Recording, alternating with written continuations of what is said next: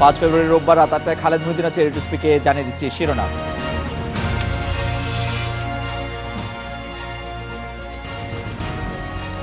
শিমুল হত্যায় অভিযুক্ত মেয়র মিরু পলাতক, এমপি মন্ত্রীর হুঁশিয়ারি, ছাড় পাবে না হত্যাকারী। চিকিৎসক নির্যাতনের প্রতিবাদে কঠোর আন্দোলনের হুঁশিয়ারি।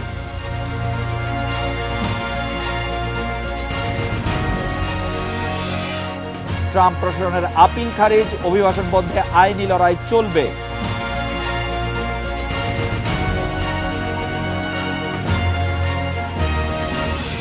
সিরাজগঞ্জের শাহজাদপুরে সাংবাদিক শিমুল হত্যা পরিকল্পিত বলে মন্তব্য করেছেন স্বাস্থ্যমন্ত্রী মোহাম্মদ নাসিম। পাশাপাশি এর বিচারে হত্যাকারীর রাজনৈতিক পরিচয় বিবেচনা করা হবে না বলেও জানিয়েছেন তিনি। এদিকে শিমুল হত্যার বিচার দাবিতে ঢাকা সহ সারা দেশে হয়েছে সমাবেশ, মানববন্ধন।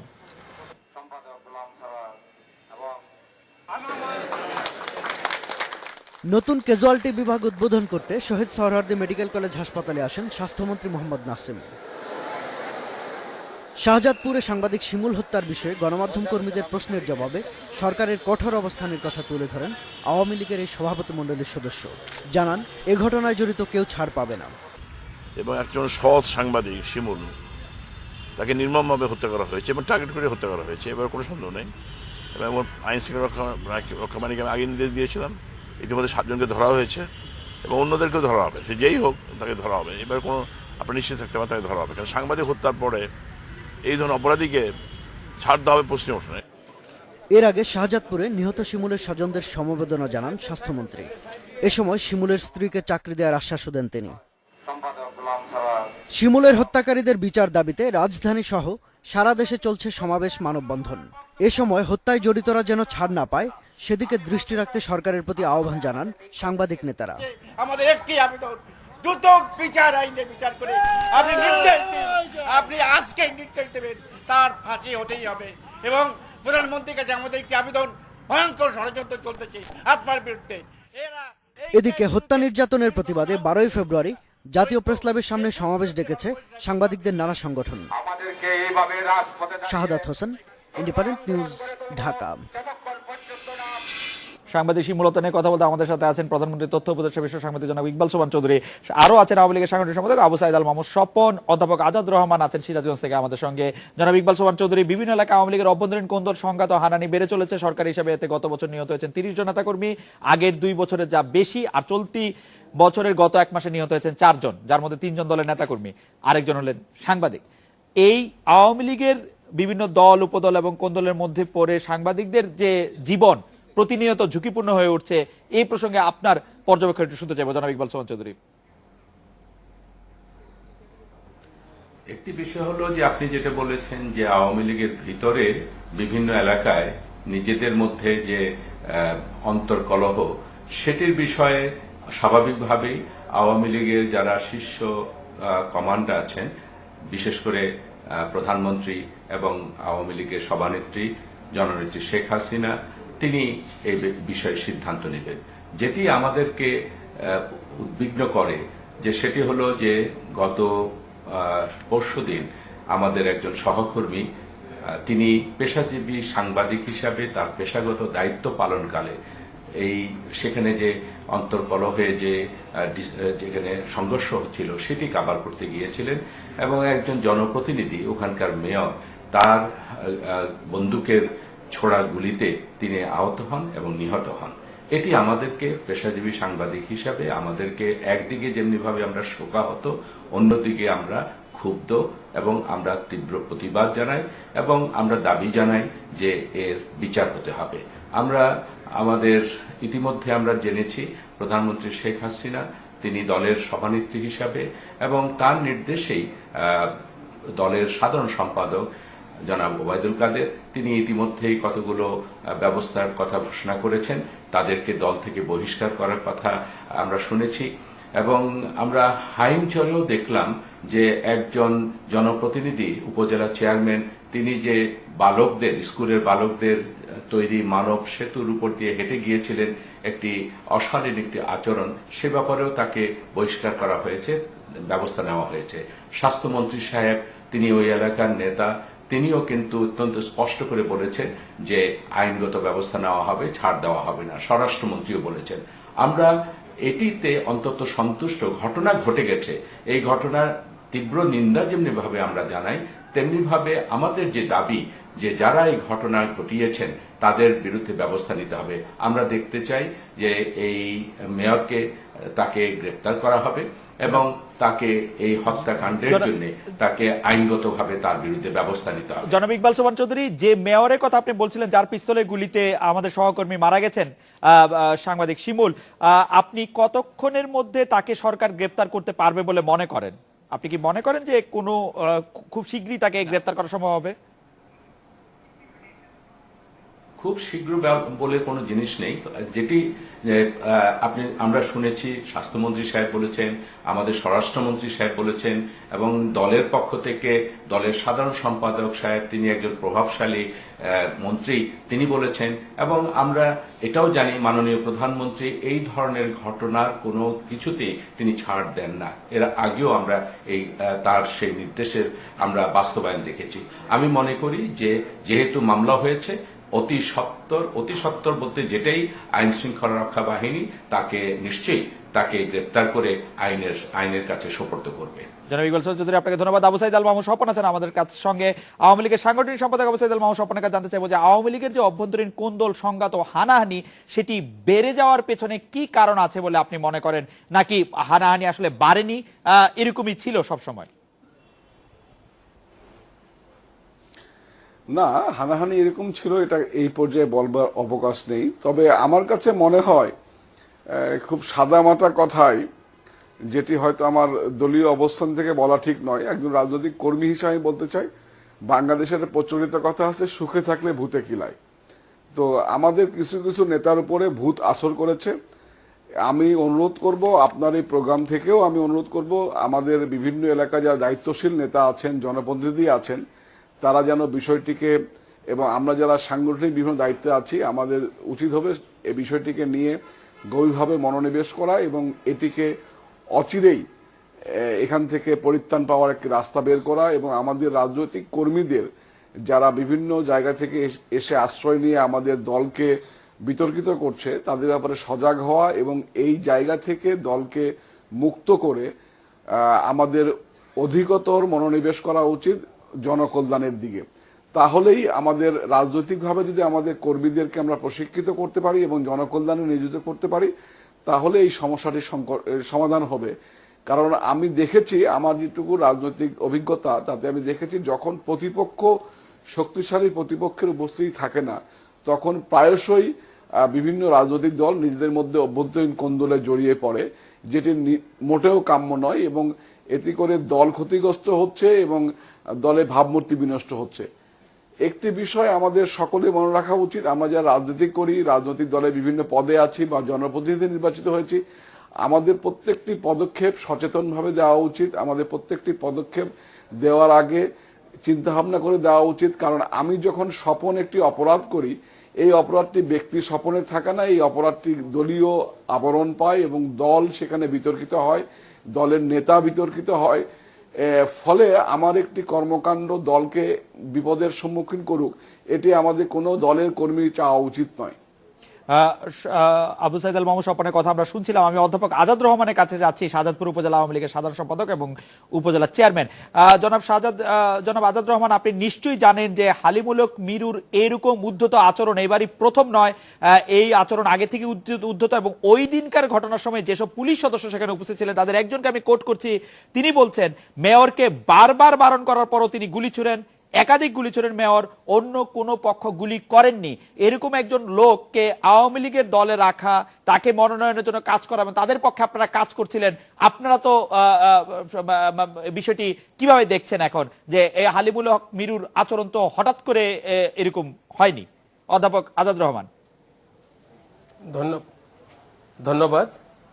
হালিমুল হক মিরু ইতিপূর্বেও তার রাজনৈতিক জীবনে অনেক ঔদ্ধত্যপূর্ণ আচরণ করেছেন, আর এটার কারণেই তৃণমূল পর্যায়ে আওয়ামী লীগের প্রার্থী হিসাবে মনোনয়ন দেওয়ার ক্ষেত্রে আমরা 100% তাকে মনোনয়ন না দিয়ে আব্দুর রহিমকে মনোনীত করে আমরা কেন্দ্র পাঠাই।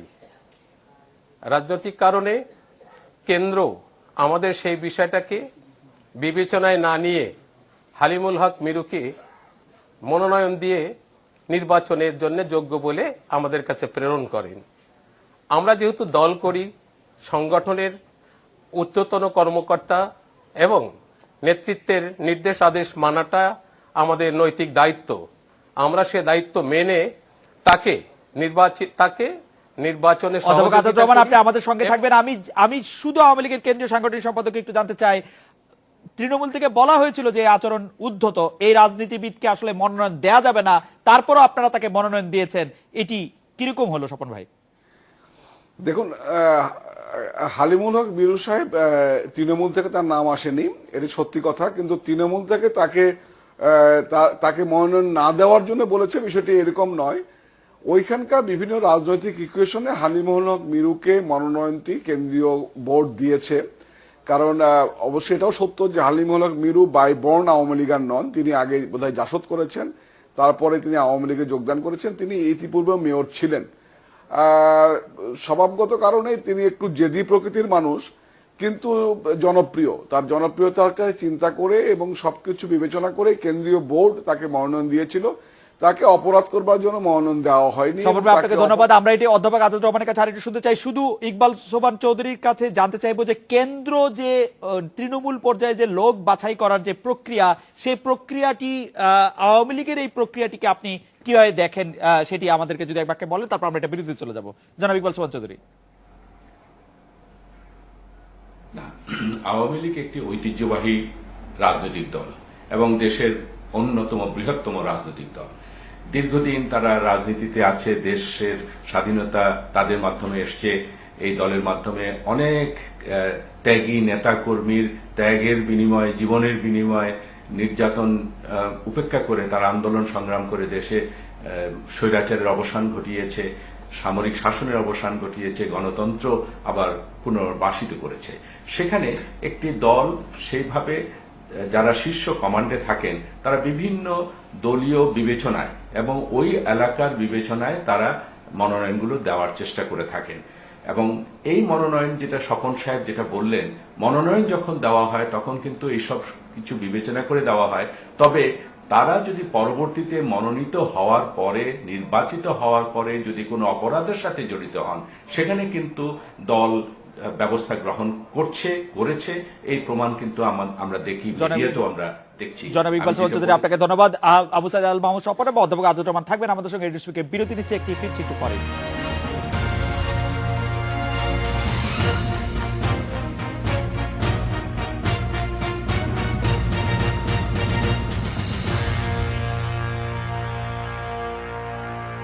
অধ্যাপক আজাদ রহমান, ওই দিন যে ঘটনাটি ঘটেছিল, দলীয় কোন্দল বা আধিপত্য বিস্তার যেটি হোক, সেটিকে কেন্দ্র করে মূলত কি কারণে মেয়র হালিমুল হক মিরুকে গোলাগুলি করতে হলো বলে আপনি জেনেছেন, জনাব আজাদ রহমান?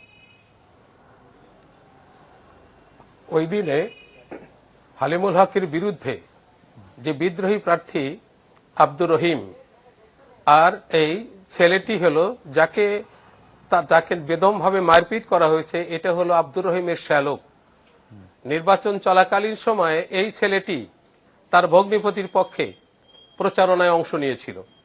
আমার ধারণা, এই যে প্রচারণায় অংশ নিয়েছিল, দলের বিরুদ্ধে বা নৌকার বিরুদ্ধে সে যে নির্বাচন করেছিল, এই আক্রোশ থেকেই গত বৃহস্পতিবারে সে যখন রাস্তা দিয়ে যাচ্ছিল, তখন হালিমুল হক মিরুর ভাই তাকে রাস্তা থেকে তুলে নিয়ে গিয়ে বাড়িতে আটকিয়ে তাকে বেদম মারপিট করেছে এবং তাকে আহত করেছে।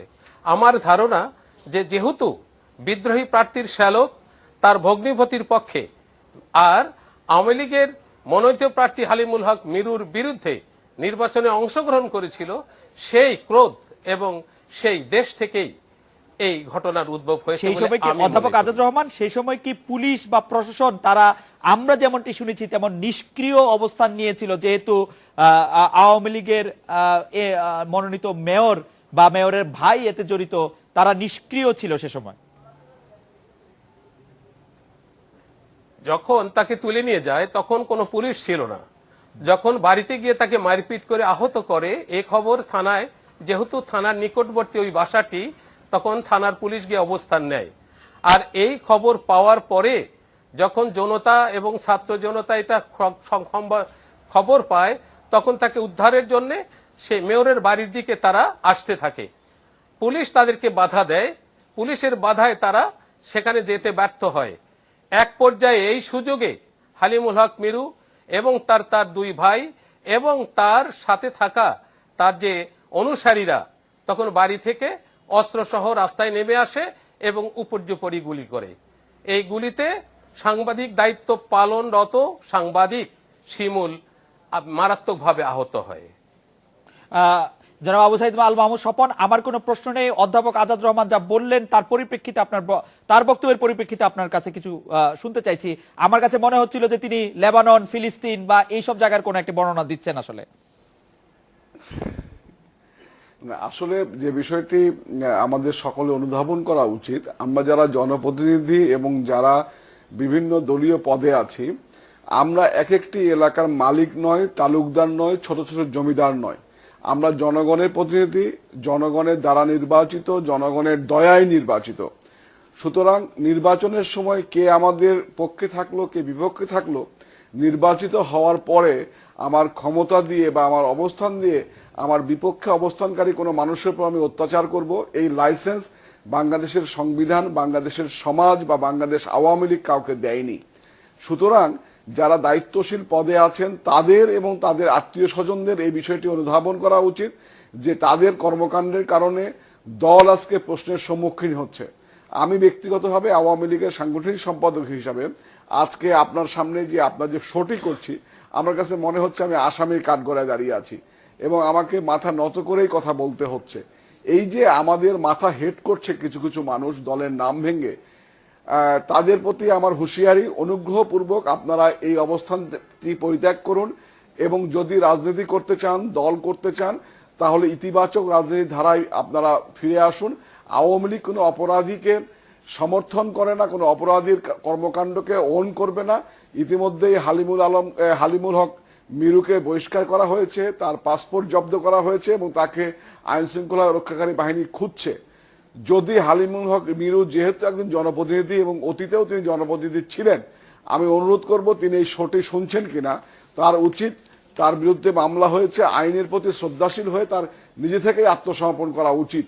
যদি আত্মসমর্পণ না করেন, অবশ্যই আইন শৃঙ্খলা রক্ষাকারী বাহিনী তাকে গ্রেফতার করবে এবং তার দৃষ্টান্তমূলক শাস্তি হবে। এক্ষেত্রে কারো প্রতি অনুকম্পা দেখানোর কোনো মানসিকতা মাননীয় প্রধানমন্ত্রী এবং বর্তমান সরকার রাখে না।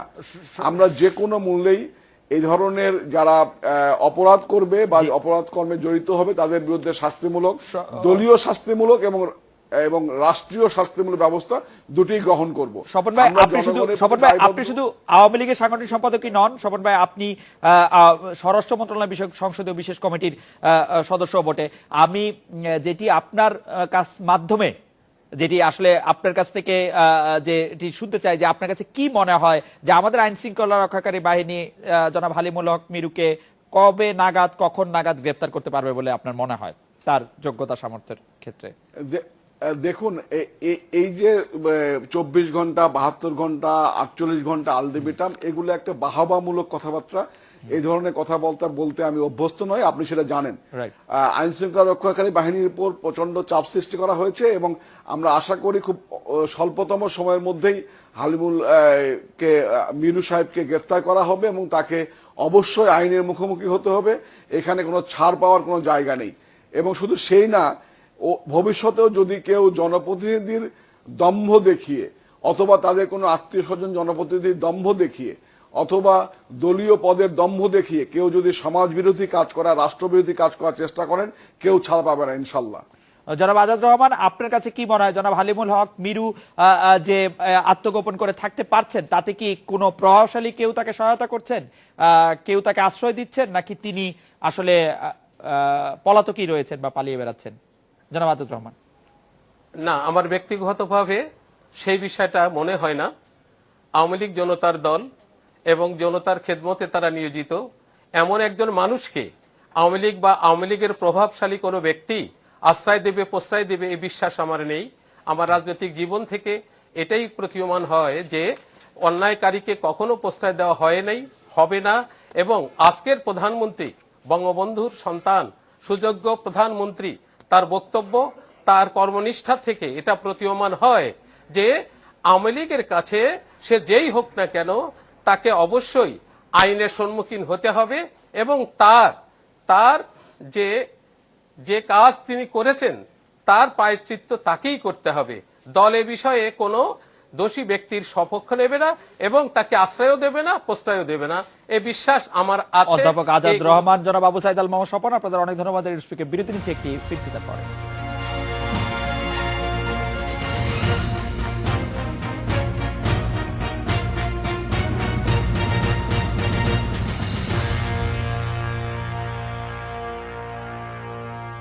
সহকর্মী লাঞ্ছনার প্রতিবাদে কঠোর আন্দোলনে হুঁশিয়ারি দিয়েছেন চিকিৎসকেরা। শনিবার রাত 9টা থেকে 1 ঘন্টা জরুরি বিভাগ বন্ধ রেখে প্রতিবাদ জানিয়েছেন ঢাকা মেডিকেল কলেজ হাসপাতালের শিক্ষানবিশ চিকিৎসকেরা।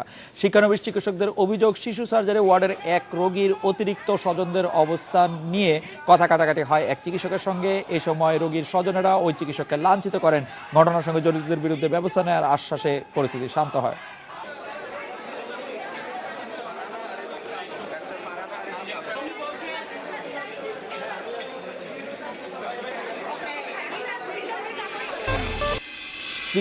চিকিৎসক নির্যাতন এবং রোগীর চিকিৎসা করা বন্ধ নিয়ে কথা বলতে আমাদের সাথে আছেন ডক্টর অ্যাসোসিয়েশন ড্যাবের খুলনা বিভাগের সাংগঠনিক সম্পাদক অধ্যাপক শেখ মোহাম্মদ আখতারুজ্জামান এবং রাজশাহী রক্ষা সংগ্রাম পরিষদের উপদেষ্টা মণ্ডলীর সদস্য সেলিনা বেগম আছেন আমাদের সঙ্গে। অধ্যাপক শেখ মোহাম্মদ আখতারুজ্জামান, অবশ্যই রোগীর স্বজনদের হাতে সহকর্মী লাঞ্ছনার বিষয়টি ডাক্তারদের যেরকম ব্যথা দিয়েছে আমাদেরও, কিন্তু রোগীর দেখা বন্ধ করে চিকিৎসকদের ধর্মঘট করাটা আপনি সমর্থন করেন কিনা, অধ্যাপক শেখ মোহাম্মদ আখতারুজ্জামান? আসলে আমরা বারবার এই ঘটনা ঘটতেছে বা বিভিন্ন হাসপাতালে, শুধু একটা হাসপাতালে এটা বিচ্ছিন্ন ঘটনা নয়, বারবার ঘটতেছে। বিধায় আমাদেরকে একটা অবস্থানে যেতে হবে যাতে সরকার আমাদের এই ব্যাপারে প্রোটেকশন দেয়। তবে আমরা রোগীদের প্রতি সহানুভূতিশীল থাকতে হবে। আমরা জরুরি বিভাগ সবসময় চালু করে রাখি, জরুরি অবস্থা কোনো ক্রমেই ব্যত্যয় হয় না। অধ্যাপক শেখ মোহাম্মদ আখতারুজ্জামান, এই ডাক্তারদের সঙ্গে যে রোগীদের এক ধরনের দূরত্ব হচ্ছে, রোগীদের কথা ডাক্তাররা বুঝছে না বা ডাক্তারদের কথা রোগীরা মানতে চাইছে না, এর কারণ কি বলে আপনারা মনে করেন? সার্বিকভাবে চিকিৎসা ব্যবস্থার উপর যে একটি অনাস্থা তৈরি হচ্ছে, সেটি নিশ্চয়ই এই সমাজের একজন হিসাবে আপনিও টের পাচ্ছেন, এটি কেন বলে আপনি মনে করেন? এটার ব্যাপারে আমি একমত। এটার জন্য দায়ী হচ্ছে বর্তমান সব ধরনের সরকারি ব্যবস্থা।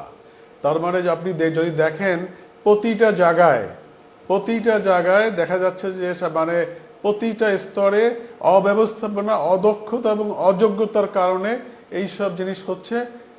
এবং এই কারণেই আসলে জনগণের সাথে শুধু চিকিৎসকদের না, সর্বস্তরে কর্মচারী, কর্মকর্তা, সরকারি সবার সাথে দূরত্ব অলরেডি তৈরি হয়ে আছে এবং এটা কিন্তু কোনো ক্রমেই অনভিপ্রেত, অবশ্যই অনভিপ্রেত এবং এগুলো হওয়া উচিত না। আমরা জনগণের অংশ, আমরা এই দেশের মানুষেরই অংশ, আমাদের সবার মধ্যে সবার সহমর্মিত থাকা অবশ্যই প্রয়োজন। অধ্যাপক শেখ মোহাম্মদ আখতারুজ্জামান, আপনি এই অদক্ষতা কার অদক্ষতার কথা বলছেন? চিকিৎসকদের অদক্ষতা, মানে অব্যবস্থাপনা কোনখানকার অবস্থাপনা বলছেন? প্রশাসন সম্পূর্ণভাবে যে আমাদের প্রশাসন সব ক্ষেত্রেই, শুধু মানে প্রশাসন মানে দেশের যত রকম প্রশাসন আছে সব ধরনের প্রশাসনের অযোগ্যতা, অদক্ষতা আর উন্নয়নের নামে হয়েছে এদেশে বাদরামি এবং এদেশে উন্নয়ন হচ্ছে শুধু সন্ত্রাসের। এদেশে কোনো বিচার বিলম্বিত হচ্ছে, বিচার হচ্ছে না। একটা ইউনিয়ন পরিষদ চেয়ারম্যান তিনি মানে ছেলেদের মানে ব্রিজের পর্দে হাঁটেন, কিন্তু কেউ সাংবাদিকদের গুলি করে মারেন, তার কোনো বিচার আমরা একটা পর্যায়ে দেখি হয় না, দীর্ঘসূত্রের কারণে হয় না। আলটিমেট আমরা সাগররণী হত্যাকাণ্ডের বিচার এখনো দেখিনি। অতএব আমরা কোনো জিনিসই আমরা সমাজ একটা অস্থির অবস্থায় আছে, এই অস্থির অবস্থা চলছে, এর জন্য শুধু ডাক্তাররা দায়ী না, জনগণও দায়ী না, সর্বোপরি দেশের প্রশাসন সম্পূর্ণভাবে দায়ী, প্রশাসন এবং সরকার দায়ী এর জন্য। জনাব সেলিনা বেগম, আপনার কাছে একটু জানতে চাইবো যে আমরা জানি যে কিছুদিন আগে, এটি ঠিকই বলেছেন অধ্যাপক শেখ মোহাম্মদ আখতারুজ্জামানের, শুধু একটি হাসপাতালের ঘটনা নয়, কারণ রাজশাহী মেডিকেল কলেজ হাসপাতালে এক ইন্টার্ন চিকিৎসককে মারপিট করার ঘটনা, অনির্দিষ্টকালে ধর্মঘট পালন করতে আমরা দেখেছি শিক্ষানবিশ চিকিৎসকদের। এই বিষয়ে আপনার মতামত জানতে চাইবো যে চিকিৎসককে ধরে মারধর করার মতো ঘটনা কেন ঘটছে? সেলিনা আপা।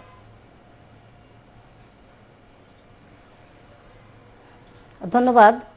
আসলে একটা রোগী যখন চিকিৎসা নিতে যায় মেডিকেলে, তার সর্বশেষ যখন প্রাথমিকভাবে গ্রামে চিকিৎসা হয় না, তখন কিন্তু সে ডাক্তারের শরণাপন্ন হয়। আর একজন ডাক্তার মানে হচ্ছে সেবাদানকারী।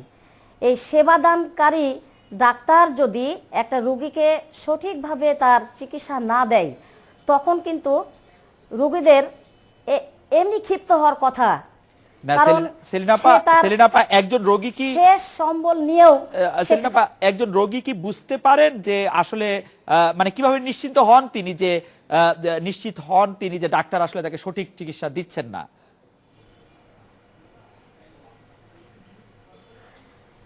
নিশ্চিন্ত এভাবে হওয়া যায় যে প্রথমে যখন রোগীটা যায়, তখন তাকে যে টেস্টগুলি করতে দেওয়া হয়, সে টেস্টগুলির একবার টেস্ট করে মানে ক্ষান্ত হয় না ডাক্তার, পরবর্তীতে আবারও টেস্ট দেয়, পরবর্তী এইভাবে 5 বার তাকে যদি টেস্ট করানো হয়, তখন কিভাবে বুঝবে যে সেই ডাক্তার তাকে সঠিক ট্রিটমেন্ট দিচ্ছে?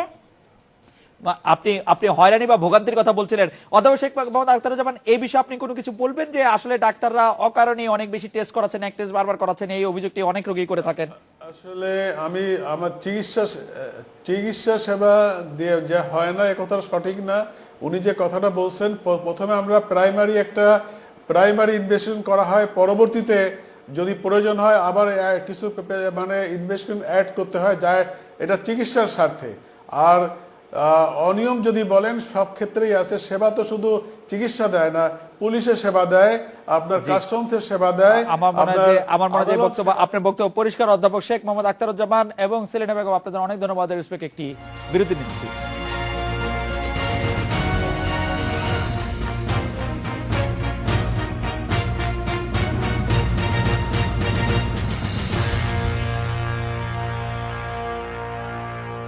সাত মুসলিম দেশের নাগরিকদের যুক্তরাষ্ট্রে প্রবেশে প্রেসিডেন্ট ডোনাল্ড ট্রাম্পের নিষেধাজ্ঞা বহালের আপিল খারিজ করে দিয়েছেন আদালত। নিয়ে কথা বলতে আমাদের সাথে আছেন সিটি ইউনিভার্সিটি অফ নিউ ইয়র্কের অধ্যাপক ডক্টর মহসিন পাটোয়ারি।